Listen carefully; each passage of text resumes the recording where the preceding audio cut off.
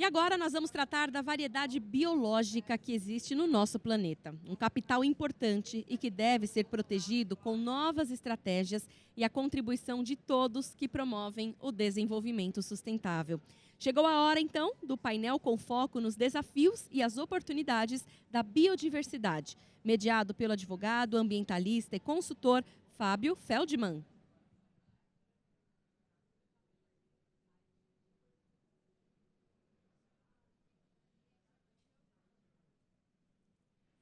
Fábio Feldman, que será então o nosso moderador, seja muito bem-vindo. Somam-se a ele Matias Becker, Senior Advisory da Systemic e Partner da Powerhouse, também o sócio-diretor da Biomarketing, José Luiz Tejon, e também do Benri Biomass Energy Research Institute, Thierry Reis Couto. Sejam muito bem-vindos os nossos painelistas.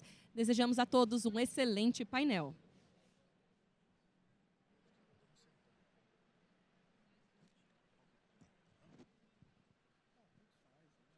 Passo a palavra.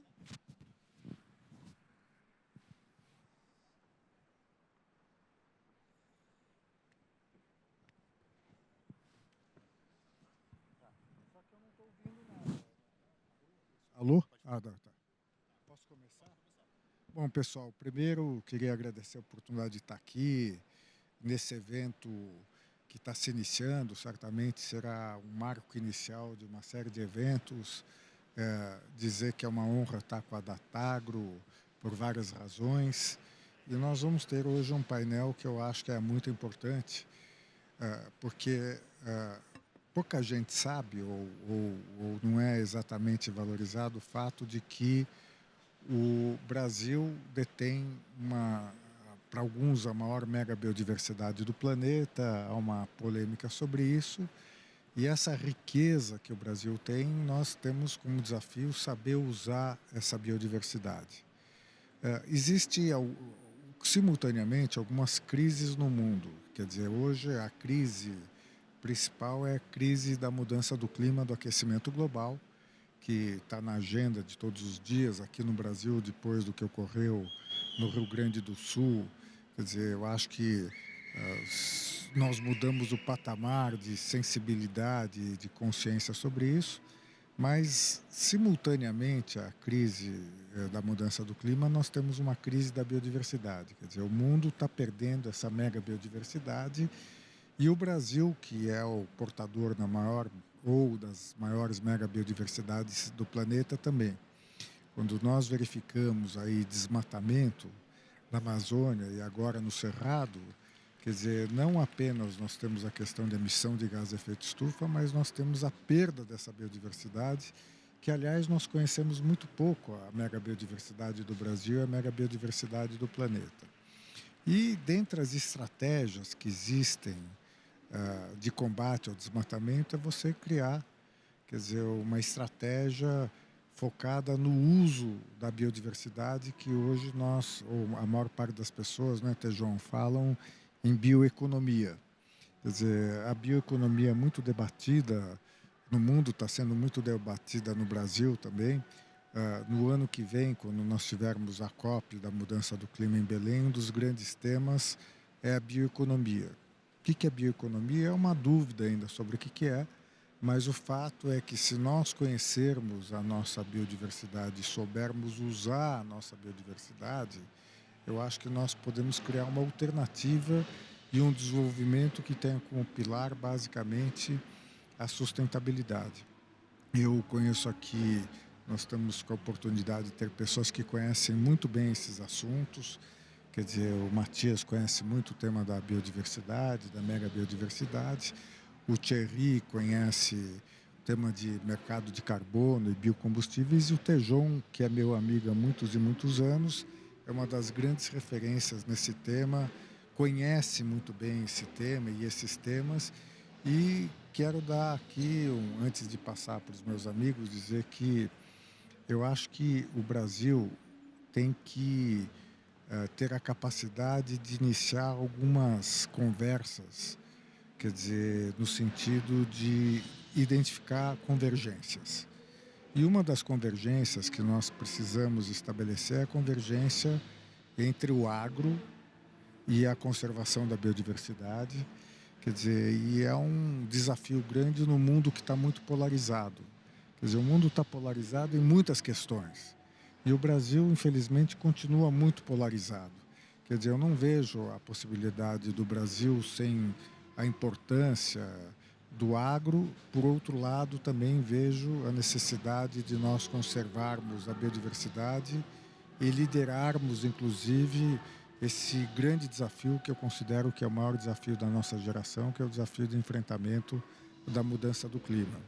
Nós somos a primeira geração que está enfrentando a mudança do clima, sofrendo, é o caso do Rio Grande do Sul no Brasil, São Sebastião no litoral norte, posso citar uns outros exemplos, seca na Amazônia, mas, por outro lado, nós somos a geração que tem a responsabilidade, diante das futuras gerações, de reduzir as emissões de gás de efeito estufa e deixar um legado para as futuras gerações. Então, sem mais alongamento, eu vou, Matias, passar a palavra para você. Quer dizer, aqui é rígido, você já viu que aquele que não se comportar perde uma série de direitos e depois a gente volta a conversar. Obrigado mais uma vez, como moderador, pela oportunidade de estar aqui conversando com vocês. Obrigado. Boa tarde. Prazer em estar aqui. Obrigado, Fábio. Você está falando? Me escutam bem? Obrigado, boa tarde. A gente trouxe um PowerPoint. Seria bom se a gente pudesse colocar isso. Perfeito. A gente... vamos começar a página aqui. Será que eles não projetam aqui na frente? Isso. O quadro que nós tivemos, o principal quadro que a gente queria começar aqui, então, como o Fábio comentou, é essa mudança climática, né? A gente pode debater de maneira até polarizada se ela existe ou não existe, mas aqui tem um fato, né? Esse gráfico que a gente está colocando é a temperatura média na superfície do globo, 2 metros acima da superfície, mês a mês, e a gente vê aquela nuvem de curvas mais cinzas, mais claras, que são as médias históricas de 100 anos.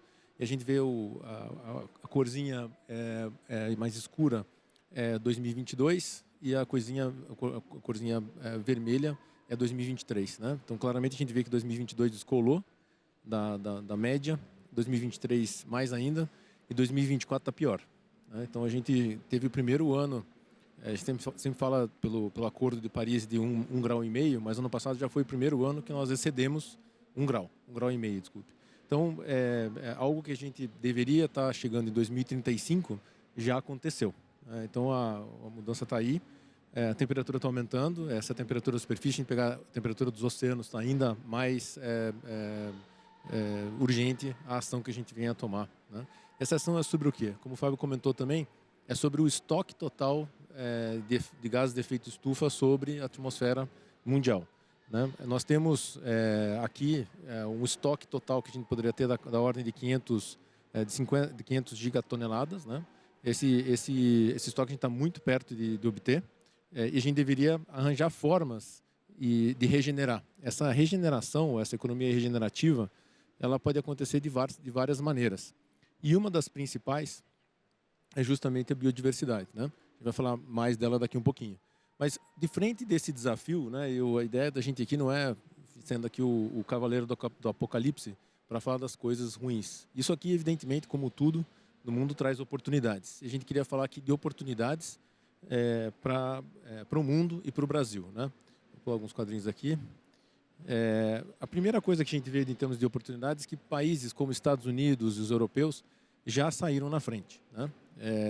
Saíram na frente, os Estados Unidos, acho que todos conhecem o IRA, né, que é a Inflation Reduction Act, que o investimento total é da ordem de 1,7 trilhão de dólares de incentivos para o desenvolvimento de toda a indústria que envolva essa parte regenerativa. Né? Inclusive atraindo empresas brasileiras da agroindústria que estão se instalando nos Estados Unidos. Então a gente perdemos, inclusive uma indústria de tecnologia agro que foi muito conhecida, que foi desenvolver sua fábrica de produção de SAF nos Estados Unidos, infelizmente. Né?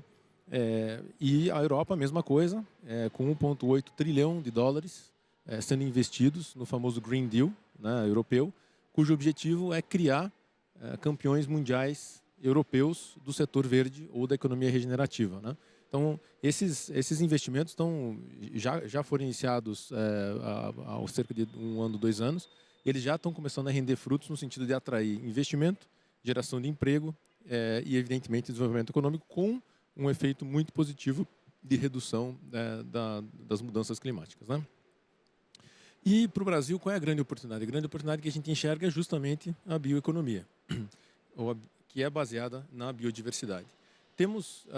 Quando a gente olhar a biodiversidade, a gente pode olhar ela sobre alguns prismas, né? Primeiro, ela é a variação da vida, né? A variabilidade que a vida possui, que é fundamental, seja genética, seja das espécies, ou seja dos ecossistemas. Ela é fundamental para a manutenção dos biomas, né? E os biomas em si são os que conseguem, de maneira importante, regular os efeitos do clima, né? Como a Amazônia, por exemplo, agora com a seca importante, diminui muito o efeito de evapotranspiração das árvores e, consequentemente, a regulação do clima de maneira significativa, que acarreta em menos água no Cerrado e um excesso de chuva no Rio Grande do Sul, né? Isso que a gente está vivendo esse ano, como a gente está vivendo, né? E a biodiversidade também ela é vital para a economia, né? A economia mundial, cerca de metade da economia mundial depende da biodiversidade diariamente. É algo que vai começar a impactar e cada vez mais já está impactando. Por exemplo, a gente começa a ver em Manaus um esquema logístico diferente, onde os navios não conseguem mais levar as mercadorias para a nossa Zona Franca, lá para a manufatura.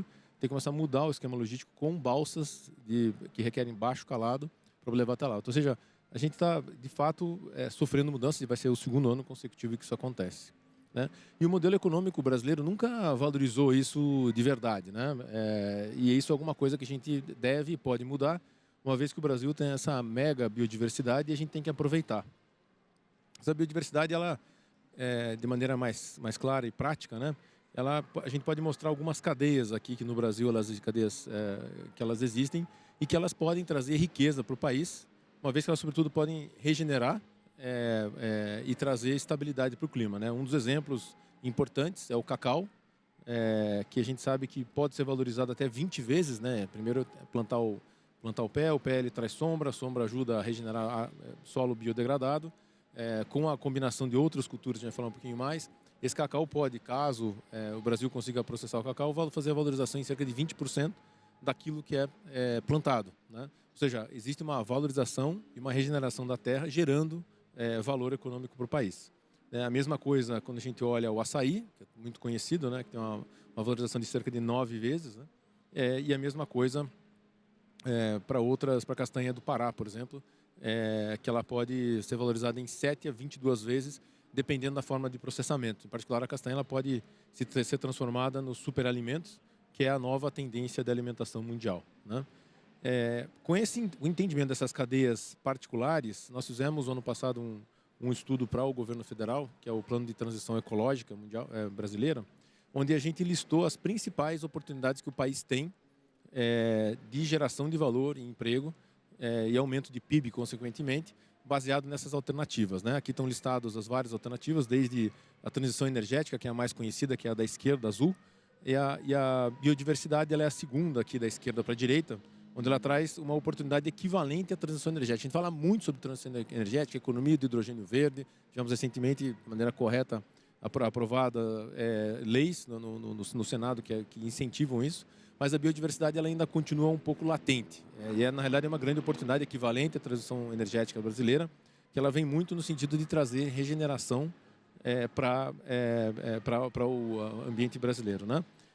E mundial, consequentemente. E essa biodiversidade, então a gente está falando na casa de uma geração de PIB de 40 a 75 bilhões de dólares anuais, tá?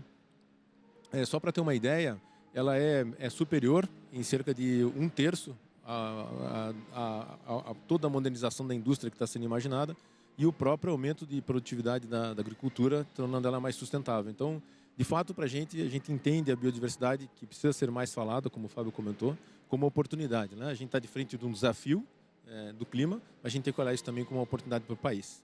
E a gente vê que essa oportunidade ela pode e deve ser capturada seguindo passos que o Brasil já seguiu e sabe fazer, em particular o agro, né?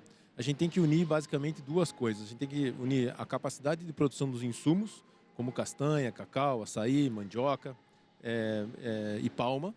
E palma tem uma oportunidade enorme na parte de biocombustíveis para o país.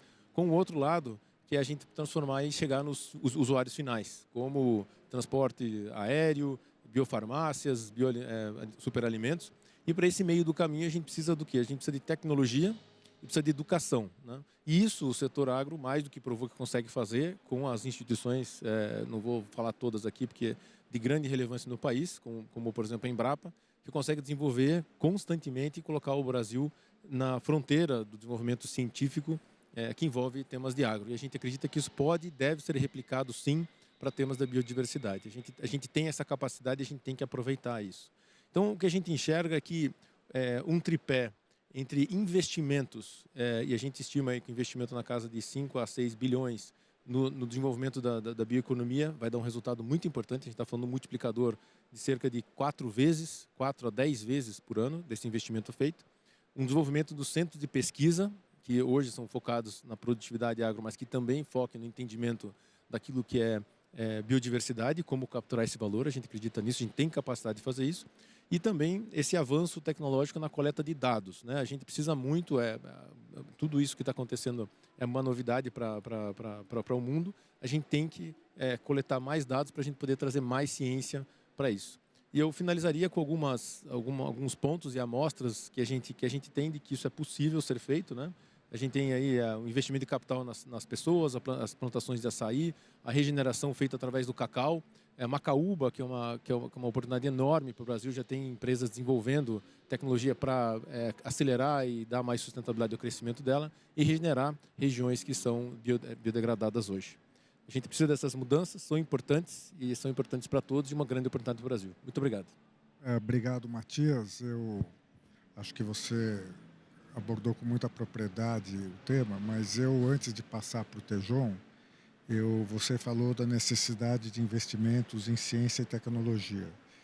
E eu tenho estado muito na região amazônica e ali você tem duas principais instituições científicas do Brasil, que é o INPA, isso é para você responder depois, e o Museu Emílio Guild no Pará. E, viu, Tejon, eu fiquei impressionado com a precariedade dessas instituições. Quer dizer, se você quer trabalhar em bioeconomia, você tem que conhecer a biodiversidade. Você tem que ter investimento em pesquisa. Então, eu queria depois que você comentasse, quer dizer, na minha opinião, falta de percepção e de visão estratégica, que bioeconomia na veia tem que conhecer a biodiversidade.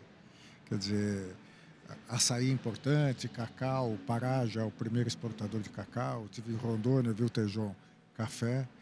E eu queria passar a palavra para o Tejon, que até antes de chegar aqui, estávamos comentando aí o que já está determinado no Código Florestal, que é recuperação das áreas, e há o compromisso brasileiro diante de Paris, que é a NDC brasileira, que é a restauração dessas áreas. E as dificuldades, quer dizer, nós temos capacidade de restaurar. Nos jornais ontem, um deles falou da questão dos viveiros de planta e também levar em consideração a mudança do clima, porque a grande alteração da mudança do clima é no ciclo hidrológico, ou chuvas muito intensas, quer dizer que é o caso do Rio Grande do Sul, no espaço de tempo muito curto, ou secas prolongadas. Então, Tejon, eu queria muito que você desse um pouco de luz para nós no que está faltando e quais estratégias nós temos que ter para implementar o compromisso brasileiro e mesmo a implementação do Código Florestal, cujo Cadastro Ambiental Rural, está patinando até hoje. Tejon, por favor. Muito bem, obrigado por estar aqui, Fábio, Matias, Thierry. Esse slide que está aí é um slide fruto de uma conversa profunda com o ministro Roberto Rodrigues sobre os 4, você mencionou, Matias, Cavaleiros do Apocalipse, os 4 modernos Cavaleiros do Apocalipse, que é insegurança energética, insegurança alimentar, desigualdade social e mudança climática. Mas quem manda neles é uma coisa chamada desinformação, é uma coisa chamada má informação e, eu diria, má palavra. Então, nos falta aqui no país um planejamento estratégico. Porque se não vincularmos o óbvio mundo da biodiversidade ao mundo da saúde do planeta, ao agronegócio, quem não vincula a biodiversidade com o agronegócio, se me permitem uma palavra mais agressiva, é um ignorante.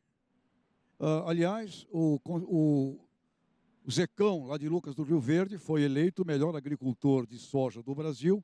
E quando você vai visitar a propriedade dele, você vê que ele faz uma ação totalmente conservacionista. Portanto, não há diferenças entre essas coisas.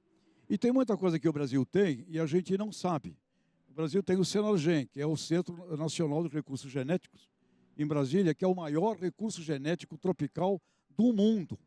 Simplesmente uma segurança fascinante para todos nós. Mas se não vincularmos esses desafios que esse quadro tão bem mostra, com uma discussão que nos leve a resultados concretos e mensuráveis, nós ficamos discutindo aqui e não chegamos em números.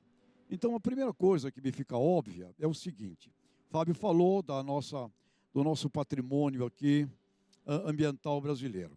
Eu fiz um levantamento, os 3 países que mais resgatam carbono no mundo: Rússia, Estados Unidos e Brasil. Quando você vê e compara com o que emite, o Brasil é o maior sequestrador de carbono net do planeta Terra. Nós não tratamos isso, nós não falamos isso. E uma outra coisa importante: qual é o nosso produto interno bruto? 2 trilhões e 300 bilhões de dólares. Nós somos praticamente 10% de uma China. A China vai crescer nesse ano 5%. A China vai crescer o equivalente a 2 movimentos de todo o agronegócio brasileiro.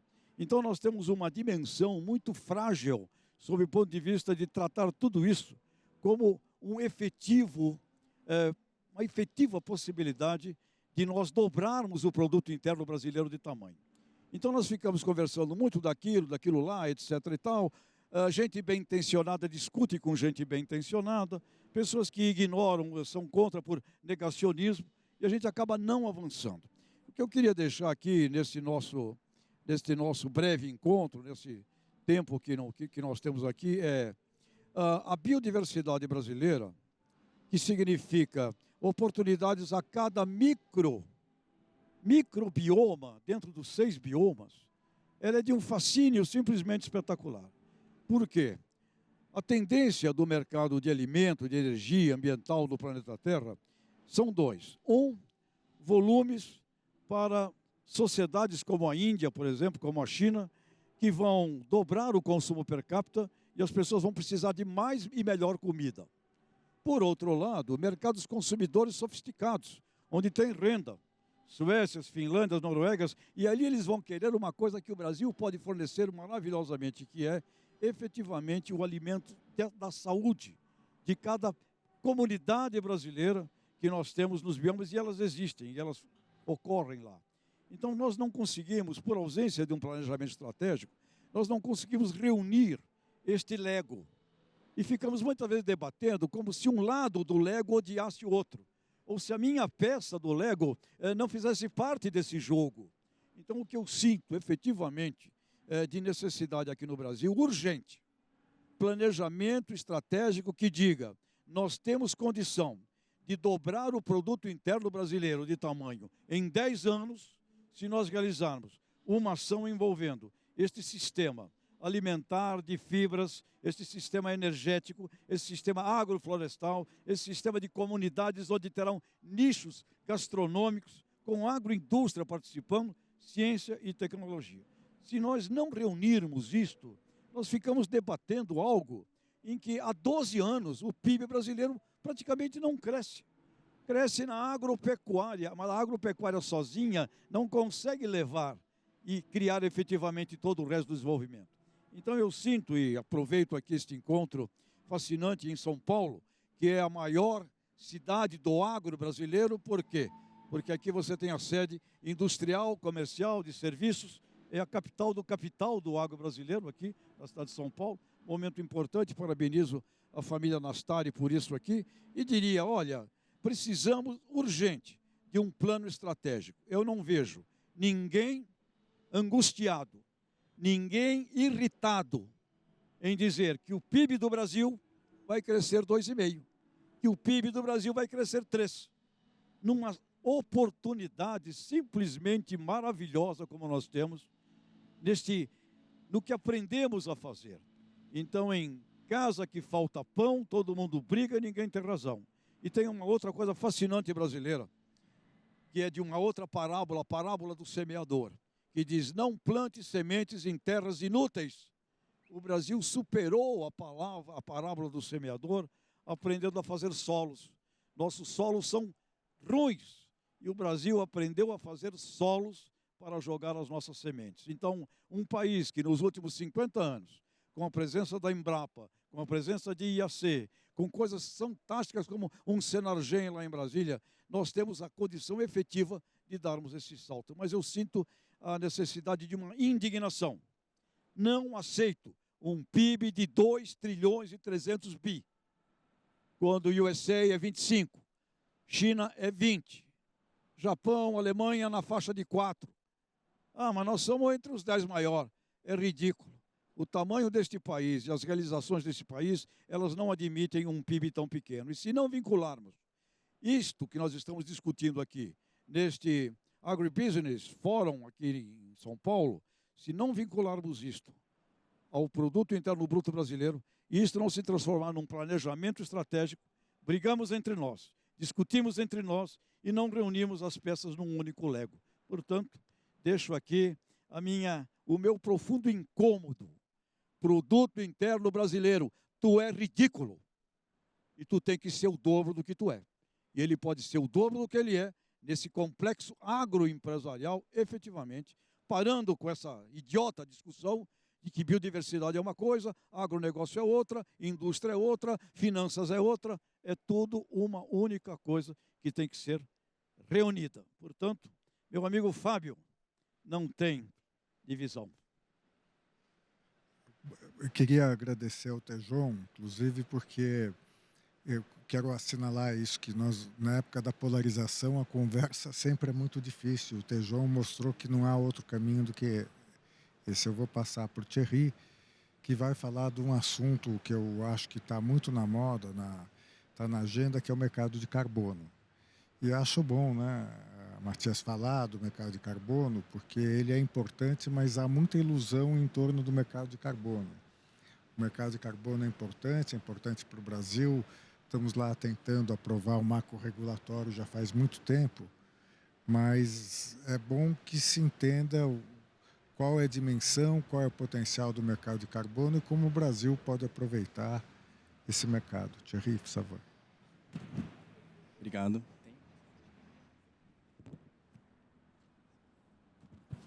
Aliás, eu queria dizer que eu comi o tempo dos expositores. Então, você tem 2 minutos, Tejon, adicionais, e ele tem 30 segundos, quase 1 minuto. Não é isso? Para ser justo. Bom, obrigado, Fábio. Queria agradecer também à família Nastari, né, parabenizar pelo evento.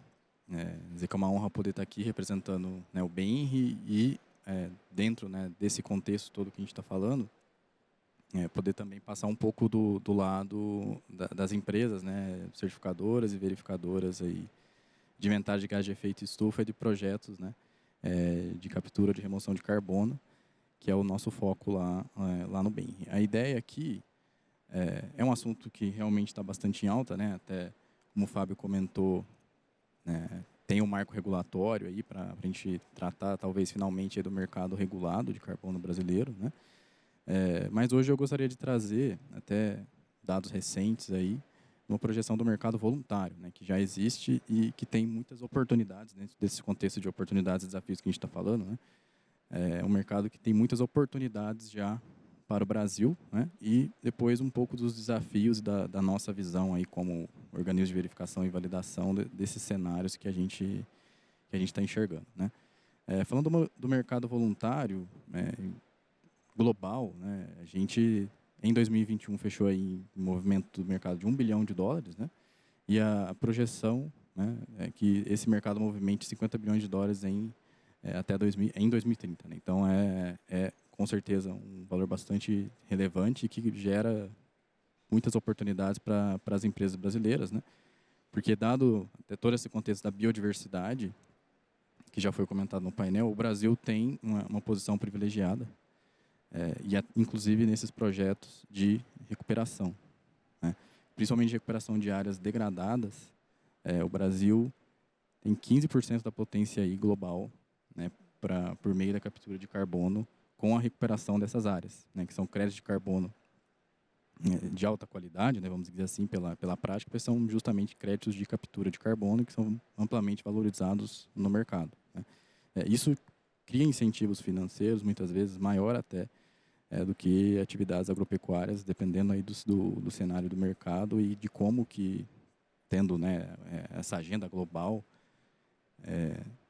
pela redução de emissões, né, isso deve acontecer, né, muito provavelmente até 2030. Né. Acaba que vai ter um fator econômico muito importante,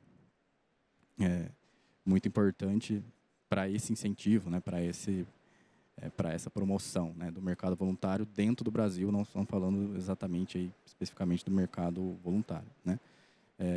A nível de Brasil, as projeções variam bastante dentro desses 50 bilhões, né.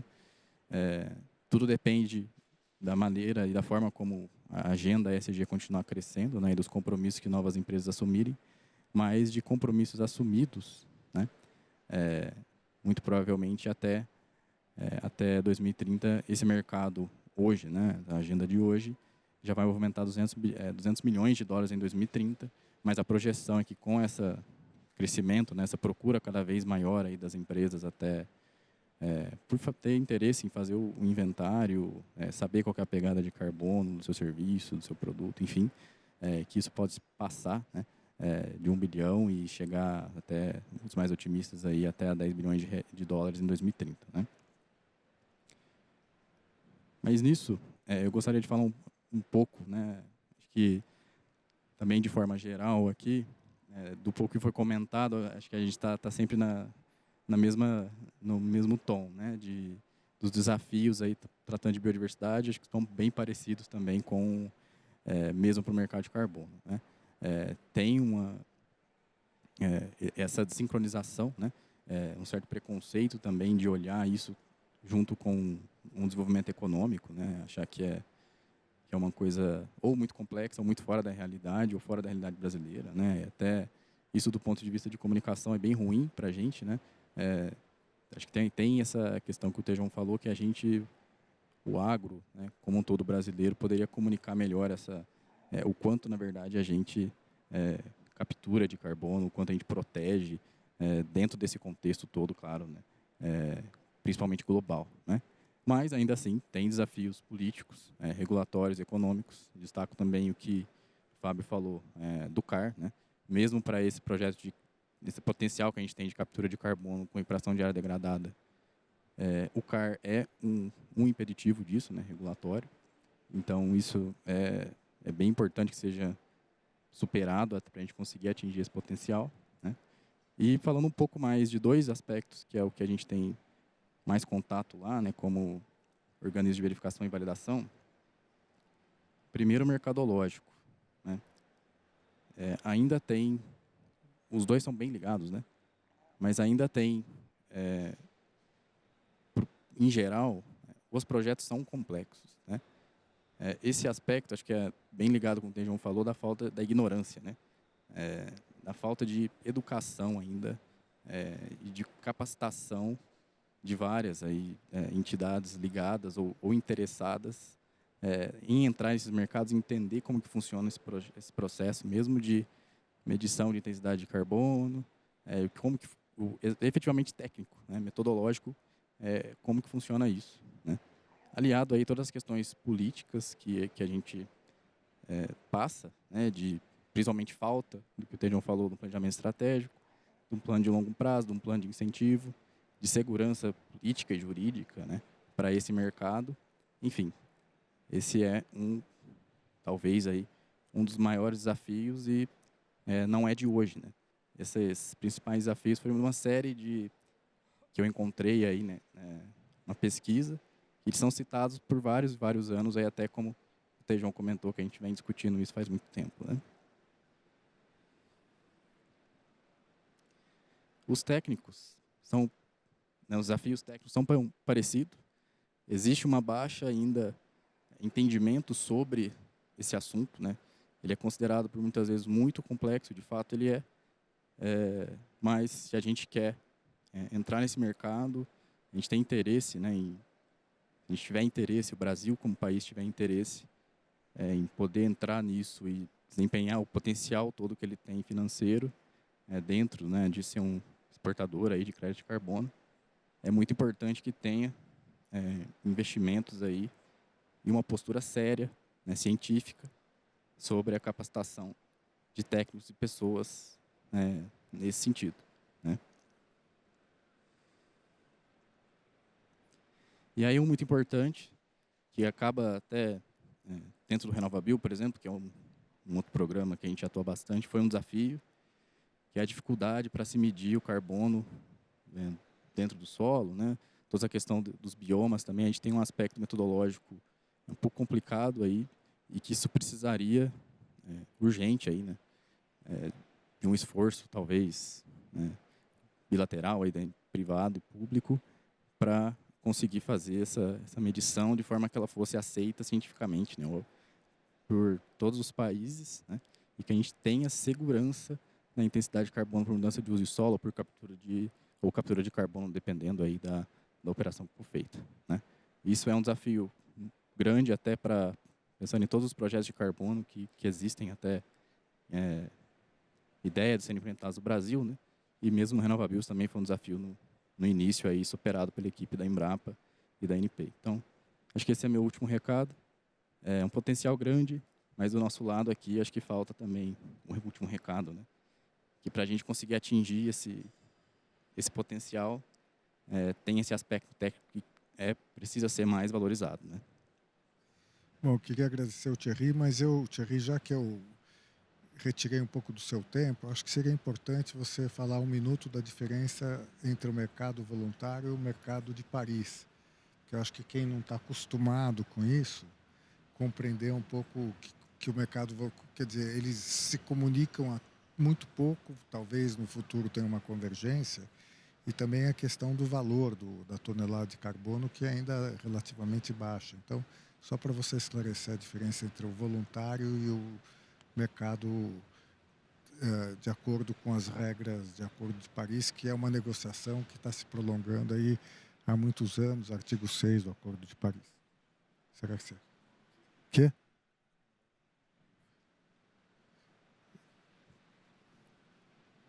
Fábio, acho que é melhor você explicar esse ponto específico. Eu entendo, assim, basicamente dessa parte do mercado voluntário e, enfim, seria longe de mim querer explicar para vocês aí. Eu vou falar um pouco, depois passar para o Matias. Quer dizer, o mercado de carbono começou com o protocolo de Quioto lá atrás. E ele ganhou um impulso com o Acordo de Paris de 2015. E o Acordo de Paris ainda está sendo negociado internacionalmente, o artigo 6º que trata de precificação de carbono. Então, o mercado de carbono, nas regras de Paris, ainda está pendente de regulamentação.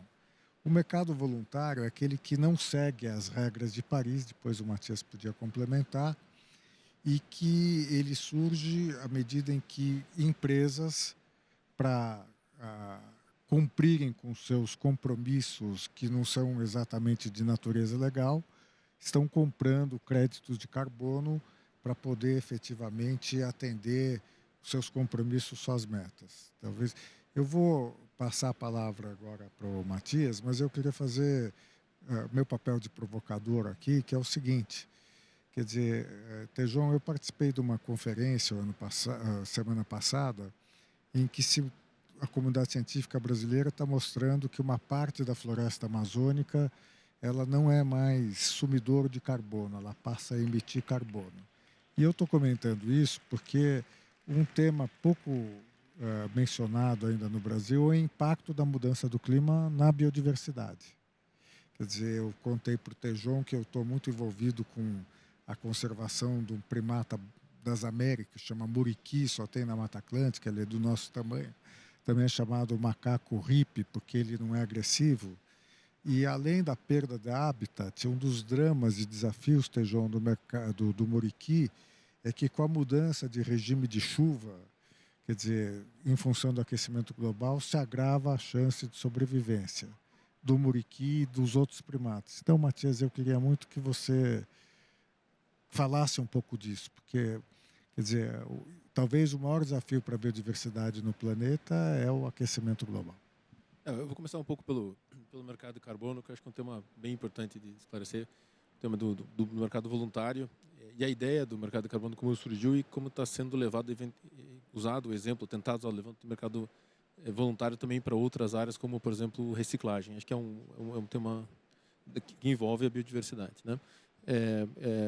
Isso tem sido uma ideia que seja um impulsionador do que se chama de adicionalidade, né? Então, sempre que você consegue provar que existe uma adicionalidade, ou seja, a gente vai, por exemplo, transformar uma usina de geração elétrica que usa carvão para poder usar alguma coisa que seja mais limpa do que a emissão de carvão, você pode usar esse crédito, né, voluntariamente, uma empresa que queira e tenha interesse. Mas a variabilidade do preço é muito elevada, de acordo com o tipo de conversão que é feita e pelo período e a adicionalidade que ele propõe. Então, tem uma volatilidade muito grande, exatamente por ainda não ter sido negociado no mercado não voluntário, que está se alongando bastante essa negociação. De qualquer maneira, ele já começou a existir, existe a necessidade, uma vez que sem crédito de carbono vai ser difícil a gente conseguir fazer esse balanço global. E aí tem um ponto que eu acho que é interessante comentar, que muitas vezes os mercados foram muito isolados, em particular o brasileiro, e a gente vê isso sendo parte no mercado corporativo, e acho que a pandemia talvez tenha um pouco de implicação nisso, de criar uma consciência mais global.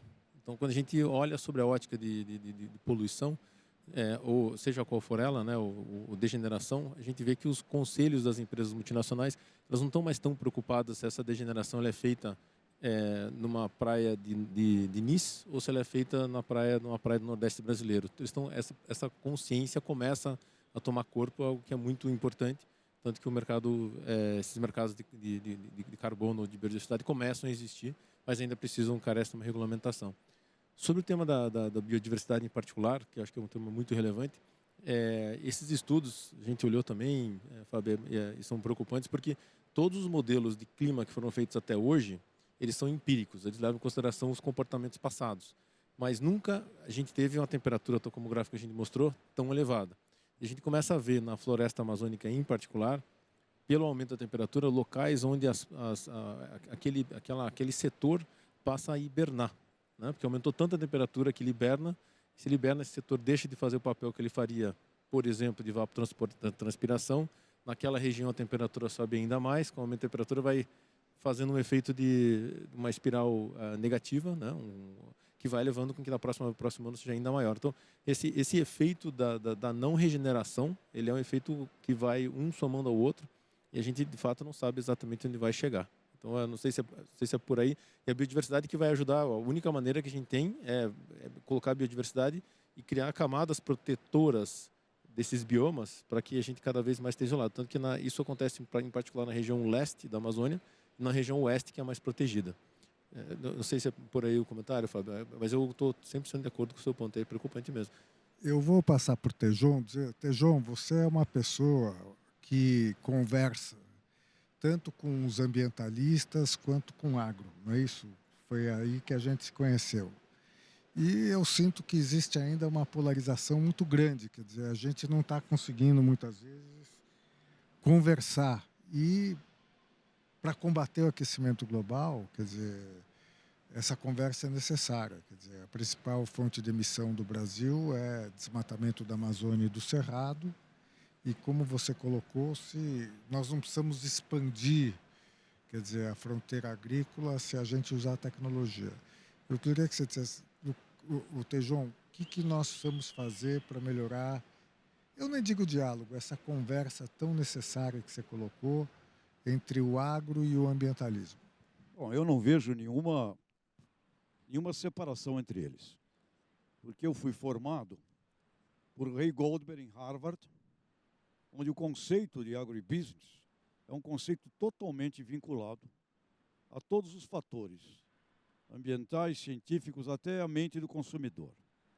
E tive a sorte também de conviver com Ney Bittencourt de Araújo, com quem eu aprendi muito sobre essa visão da reorganização desses conceitos. Esse conceito ficou muito aqui, Fábio, como você está colocando, o conceito de que agronegócio é uma coisa e as outras coisas são outras coisas, é uma coisa só. E eu conversei com o Ray Goldberg há 3 anos atrás, ele agora deve estar com 97 anos de idade, e ele diz, olha, eu não chamo nem mais agribusiness de agribusiness, eu chamo de um health system, é um sistema de saúde, onde todas as disciplinas estão envolvidas e onde o cuidado com cada palma ambiental faz parte. E quando você vai e conhece um grupo roncador lá no Araguaia, você conhece uma agropalma lá no Pará, você conhece, como mencionei, um Zecão em Lucas do Rio Verde, você conhece uma Marise fazendo um trabalho de LPF maravilhoso. Quando você conhece essas pessoas, independente do mercado do carbono, ele tem mais lucro, ele tem melhor resultado. E mais, você colocou aqui agora o assunto das corporações. As 1000 maiores corporações do planeta Terra comandam o agronegócio. E parece que a gente se esquece disso. 80% do impacto do agribusiness é feito pelas 1000 maiores corporações. E como você bem colocou, Matias, os conselhos e essas corporações, elas estão hoje muito além da praia de Nice ou da praia de qualquer canto do mundo. Estão preocupados numa visão de supply chain, seguro, sustentável, ambiental. Agora, quando vem para o campo esse da mudança climática, eu dou aula na França, tenho alunos no ano passado daquela região da denominação de origem Champagne. Me disseram, nós não sabemos mais o quanto poderemos continuar fazendo champanhe aqui, porque teve um crescimento aqui da temperatura de 2 graus nos últimos X anos. Então, quando você conversa com um produtor brasileiro lúcido, ele me diz o seguinte, eu tenho que ter uma ciência aqui porque a minha área agrícola, ela tem vários microbiomas. Eu preciso de uma ciência que adapte sementes para cada microbioma da minha região. Então, quando a gente vê isso não dá para negar essa evidência. A tua pergunta, Fábio, por que isso não se transforma em uma visão lúcida de caminharmos com a ciência e colocando isso em resultados econômicos de PIB? Por que a gente não faz isso?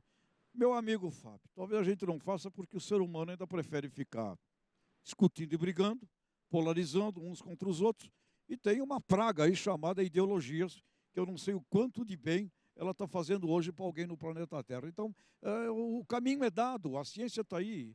A importância de investimentos nessa coisa da compreensão da mudança climática a cada como Alisson Paulinelli tão bem disse, 6 biomas, mas em cada bioma nós temos centenas de biomas. Isso exige ciência, ciência, ciência e ciência ligada a este produtor e produtor rural, que também, trazendo aqui Ray Goldberg, ele me disse, eu não chamo mais produtores rurais de produtores rurais, eu chamo de agentes da saúde.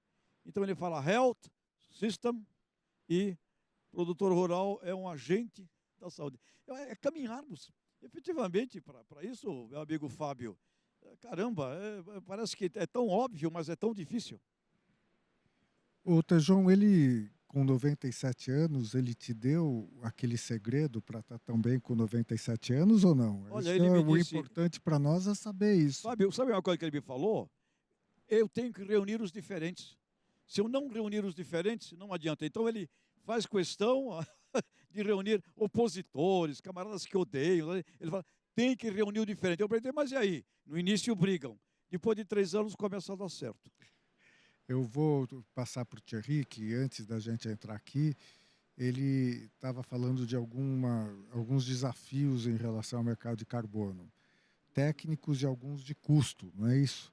A validação, quer dizer, um projeto para gerar um crédito de carbono, a gente tem aí um caminho longo, que não é...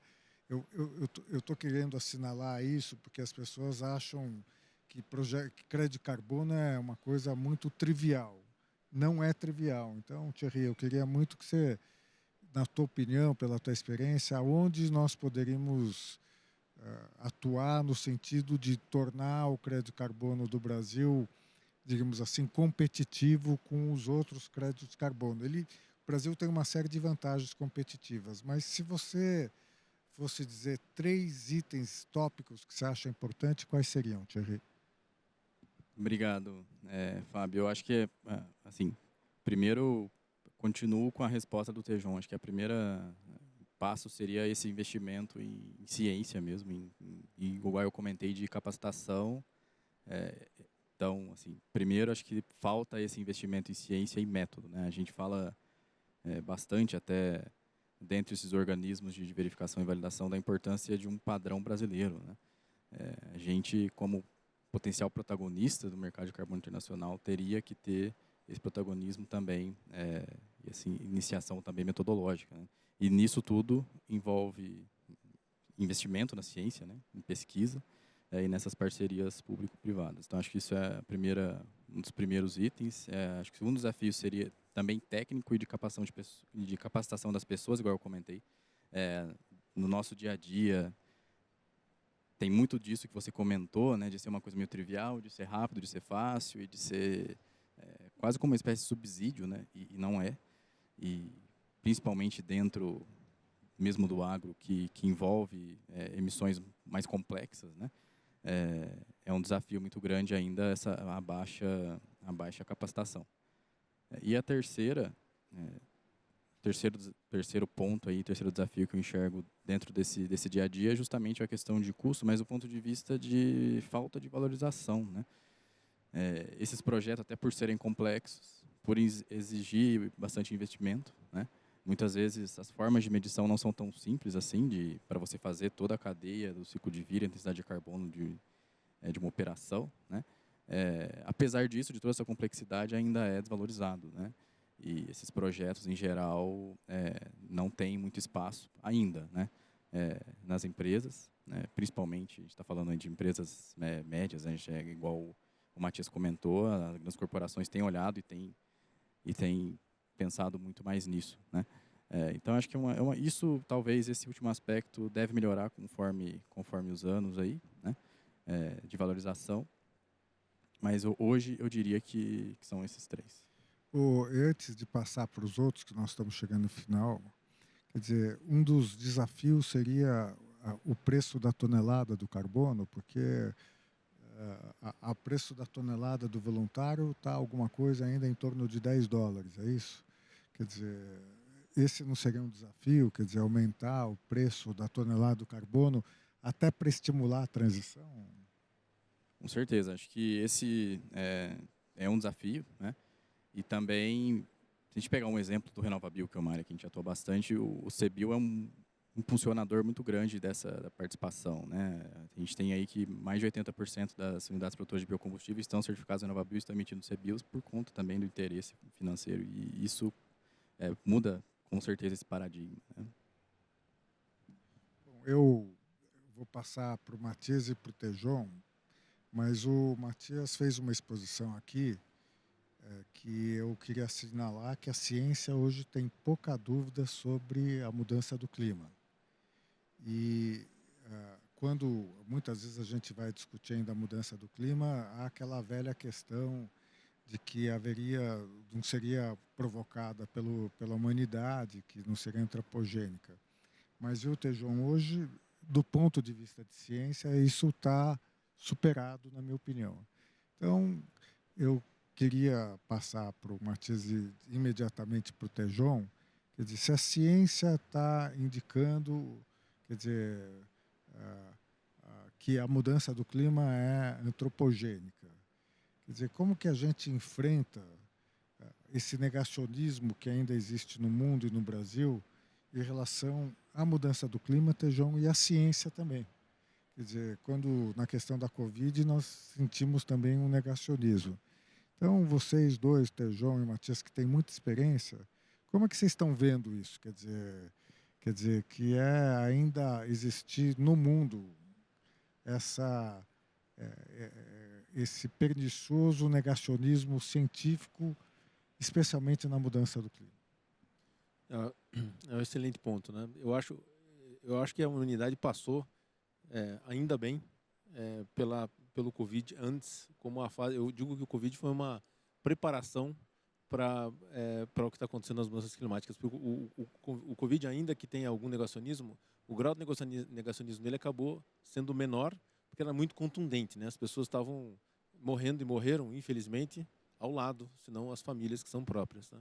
A mudança climática é um pouco mais difícil, porque ela vai acontecendo no gerúndio, né? Ela não acontece de uma vez e sempre tem a discussão de que ela vai, que ela vem, que aqueceu, não aqueceu. Agora, eu acho que duas coisas, pelo menos, têm acontecido em paralelo, né? E já estão acontecendo.